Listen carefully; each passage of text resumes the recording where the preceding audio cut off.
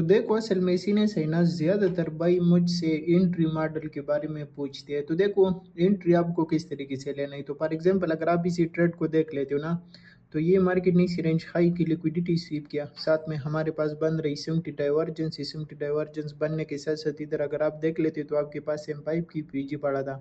Market I उसी PG को break किया, तो ब्रेक करने के बाद ये हमारे पास बन जाता है ये पीजी, इसकी रिट्रेसमेंट पे सेल की पोजीशन, स्टॉप लॉस इसके ऊपर अपोजिट लिक्विडिटी टारगेट। उसके बाद आपको नजर आ रहा है कि जबरदस्त तरीके से मार्केट ने टारगेट हिट किया।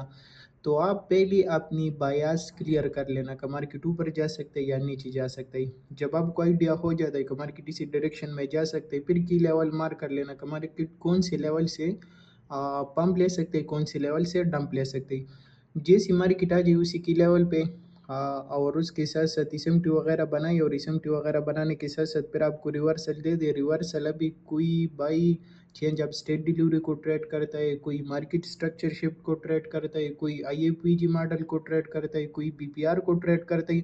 तो ये सारे हमारे पास एंट्री मॉडल है। आप इंतज़ार किया करो कि इनमें से कोई भी मॉडल बन जाए, बनने के बाद आप उसकी रिट्रेसमेंट पे सेल या बाई की पोजीशन लेना, उसके ऊपर स्टॉप लॉस और अपोजिट लिक्विडिटी टारगेट किया करो।